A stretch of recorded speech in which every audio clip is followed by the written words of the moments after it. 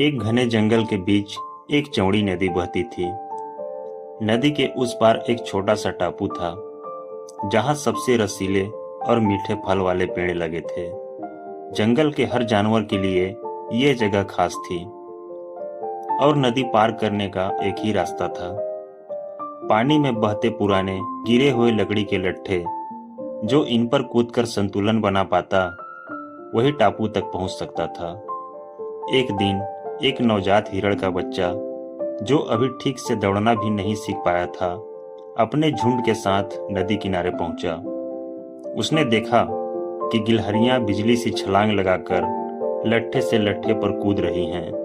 बंदर बिना रुके पार जा रहे हैं। यहां तक कि एक बूढ़ा सियार भी आराम से निकल गया।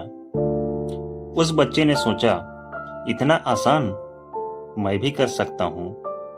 लेकिन जैसे ही उसने पहला कदम लट्ठे पर रखा, लकड़ी हिली, उसका संतुलन बिगड़ा और वो सीधे पानी में गिर गया। ठंडे पानी से कांपता हुआ वो वापस किनारे पर आया। उसकी मां ने नाक से उसे हल्के से धकेलकर पत्तों के ढेर पर लिटा दिया, ताकि वो धूप में सूख सके।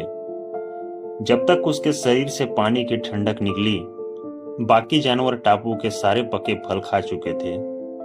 उसे बस कुछ गिरे हुए अधपके फल मिले।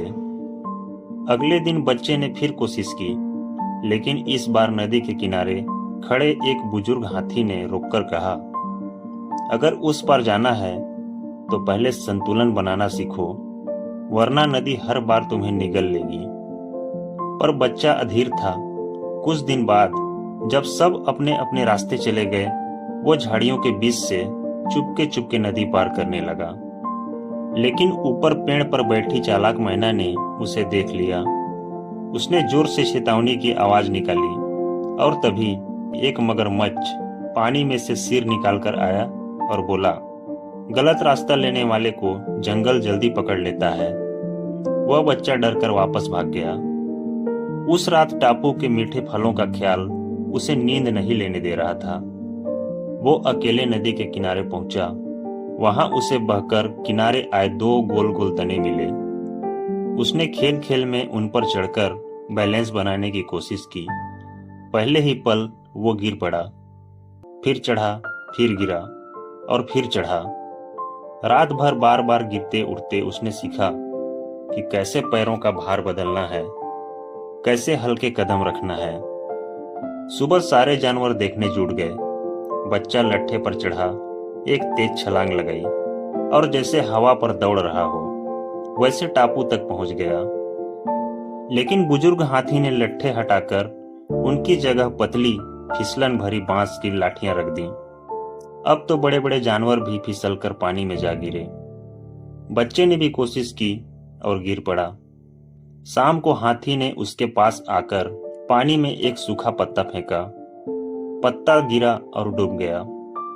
फिर उसने दूसरा पत्ता हल्के से तिरछा फेंका। वो पानी की सतह पर फिसलता हुआ दूर निकल गया। हाथी ने कहा, समझो, जंगल में ताकत नहीं, तरीका जीतता है। उस रात बच्चा फिर से बांस की लाठियों पर अभ्यास करने लगा। हर बार गिरकर फिर उठता, हल्के हल्के कदम रखता। धीरे धीरे उसका संतुलन परफेक्ट हो गया।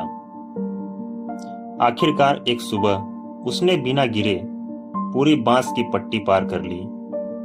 दूर से देख रहे बुजुर्ग हाथी ने अपनी आंखें बंद कर ली और हवा में फैलती खुशबू के बीच बच्चा मीठे फलों के बीच कूदता खेलता रहा। जंगल ने उसे सिखा दिया था, धैर्य और संतुलन से ही हर नदी पार होती है। ये कहानी हमें यह सिखाती है कि हर हार एक सीख है। हर बार गिरना, असफल होना असल में अगले कदम को बेहतर बनाने की तैयारी है। तो दोस्तों, अगर आपको यह कहानी अच्छी लगी हो तो प्लीज वीडियो को लाइक, शेयर और चैनल को सब्सक्राइब जरूर कर देना, ताकि यह वीडियो और भी लोगों तक पहुंच सके। धन्यवाद।